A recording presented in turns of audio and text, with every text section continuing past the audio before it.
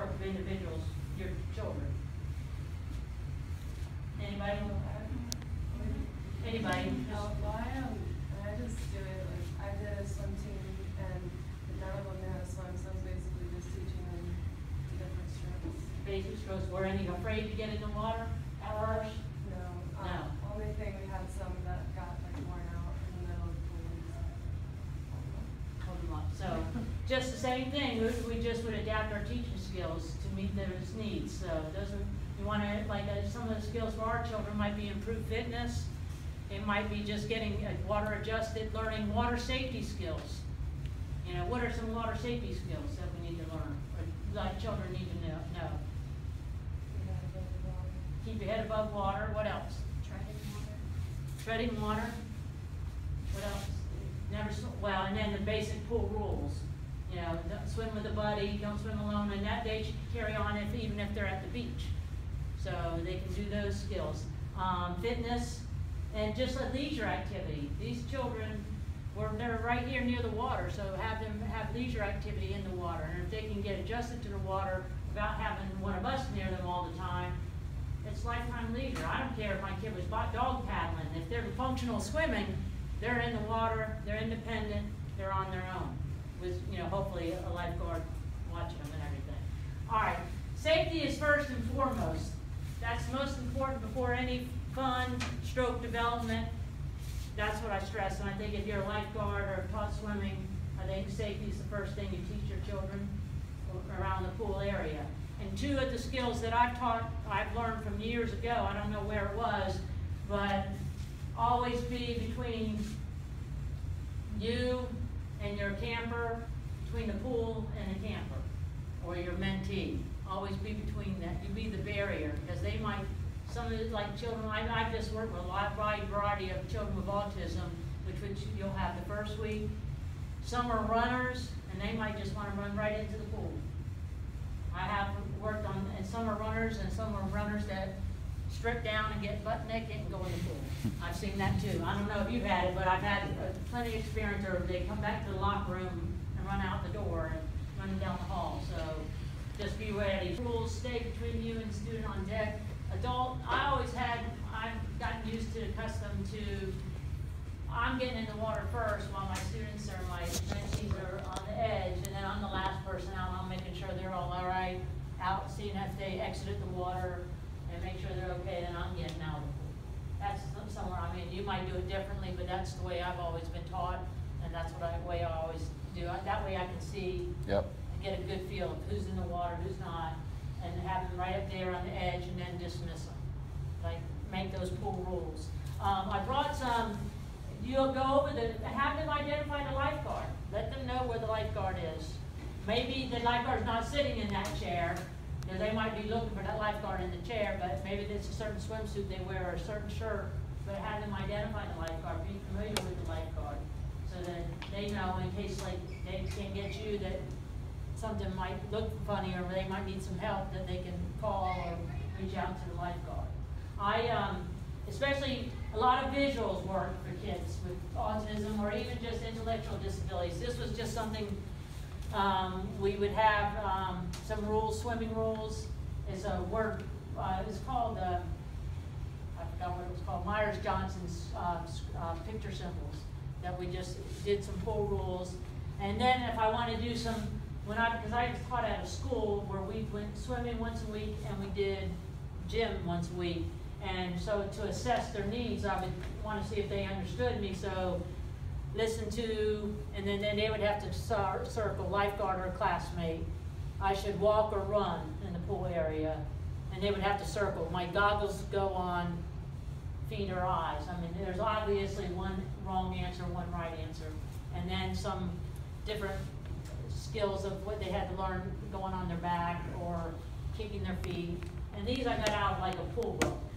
So if I wanted to just show what I was teaching the children that day, I just would make copies of whatever I wanted, sort of like what Jordan had, his little checklist.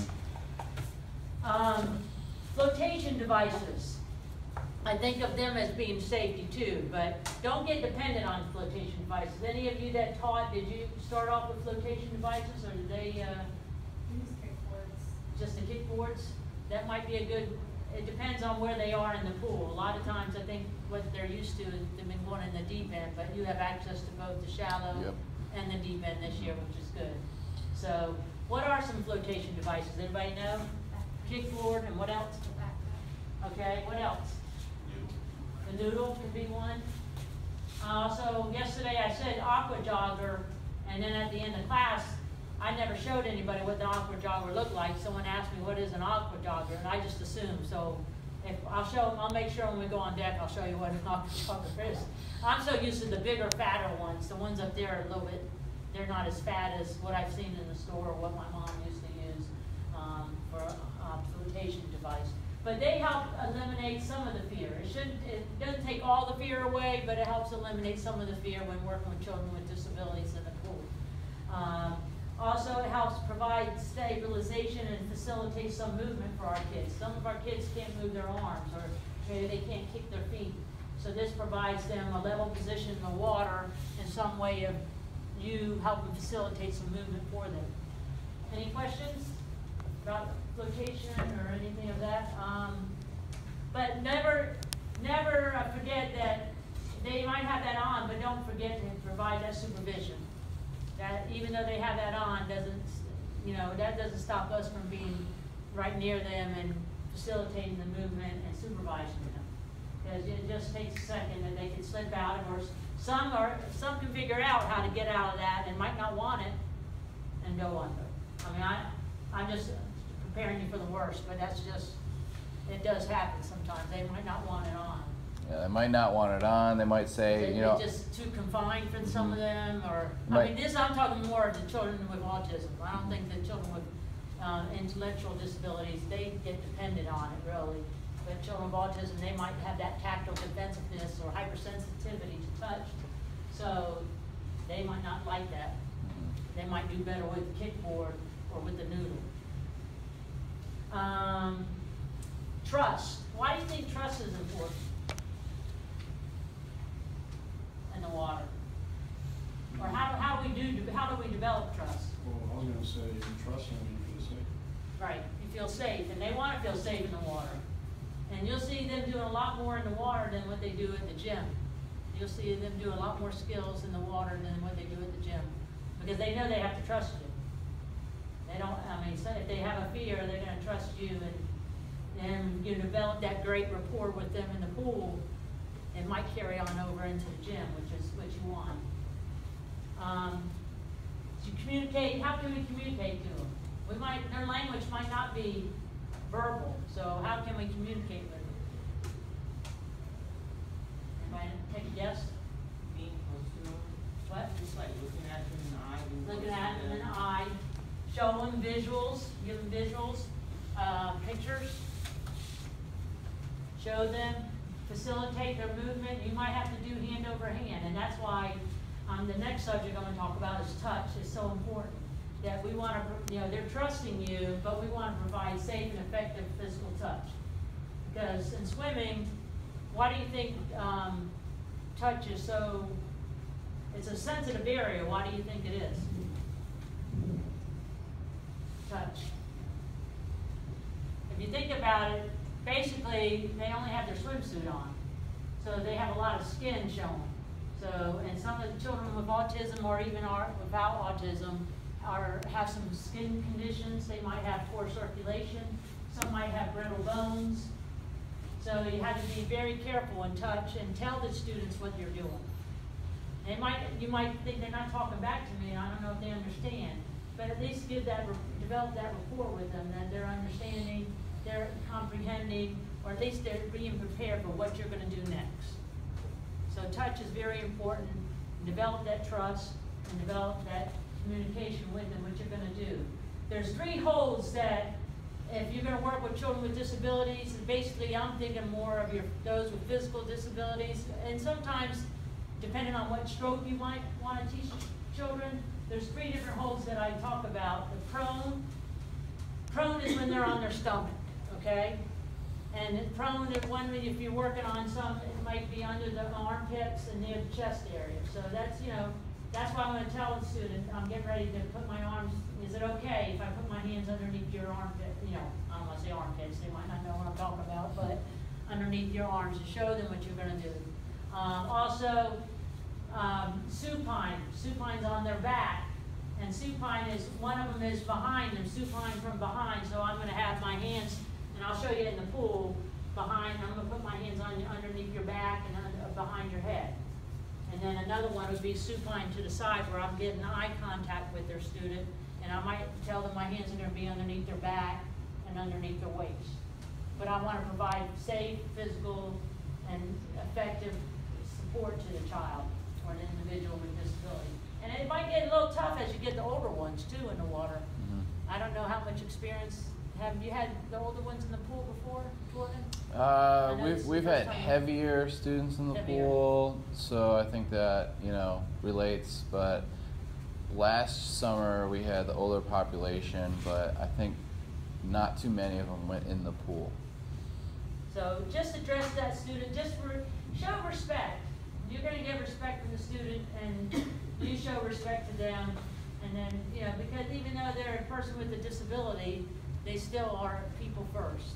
So show some respect by asking permission and getting their permission to show. I mean, they might, it depends on the child. And then I usually wait it out. You know, they're getting help, but I'm not going to fight with that individual and hurry up and get to the side. Because the only thing to keep their head up, because then they're going to pull you on it.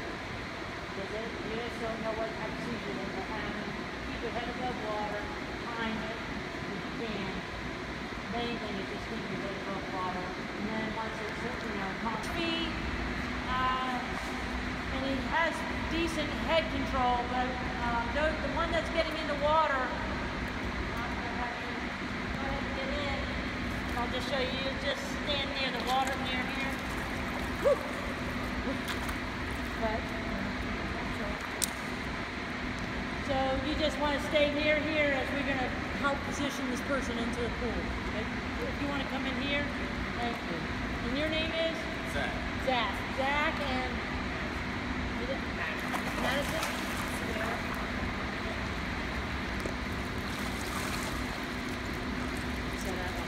So we're going to do first thing, they're in their wheelchair. Hopefully they're not coming up here in an electric wheelchair. Hopefully they have their manual pool chair. First thing is we get as close as we can to the deck and we lock them.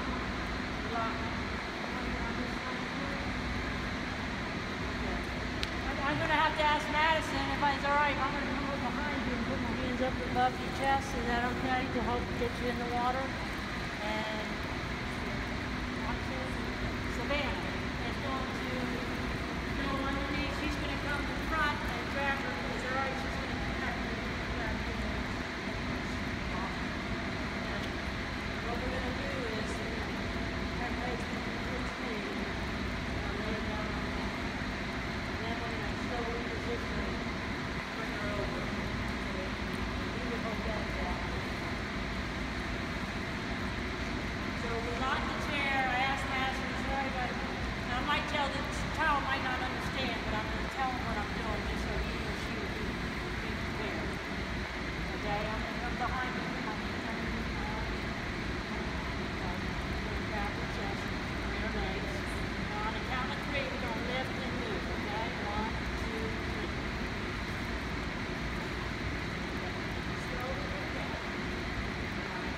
And then he or she still needs help in getting in the water, so we're going to slowly get down a little bit on your knee. Madison, we're still going to go up a little bit in the water. 1, I'll make sure Savannah has it. 1, 2, 3.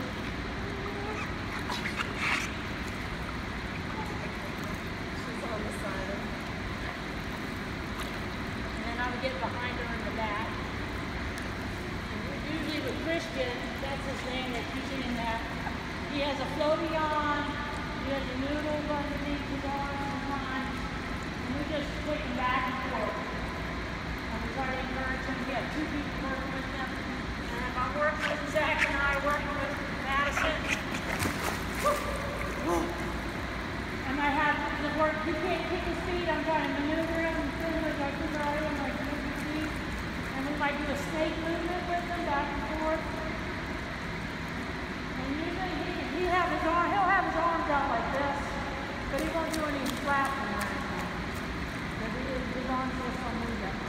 So that's what we do. You can have one where they might just be gazing at you, but you might think it changes there's some aura around that you might know, because you work with that individual for years, that he's getting ready to have a seizure. So I'm going to get behind him, and I'm going to try to, like, it's hard to do, but make sure I got his head back up. And I might talk to him, but I don't have time to talk to him. And I might say, Madison, can you get lifeguard, that notified lifeguard seizure? I'm going to let him wait it out. I'm going to wait him out. He might be flaking his arms, but I'm still trying to keep his head above water. And then once the time, I'm timing it, I'm going to slowly get him over to the edge. Got his head back. And hopefully there'll be a mat here. Somebody might go get a mat, usually, and try to lift him up, or wait till he's out of the seizure and then get him up and out of the water. Any comments from those that are lifeguards? You guys doing anything different? Or? Yeah, they might be watching to see if they're breathing. You might have to make sure they're breathing or not breathing.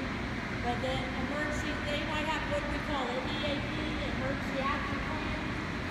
That particular child might have their own, but each pool has their own emergency action plan. So that overrides the child's, because this is their pool, not my pool.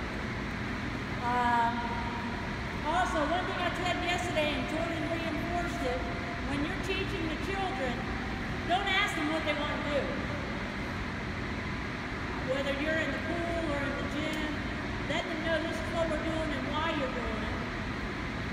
But don't ask them, because if you ask them, then you're kind of lost them. Is sometimes you have to look at where you might place that flotation device.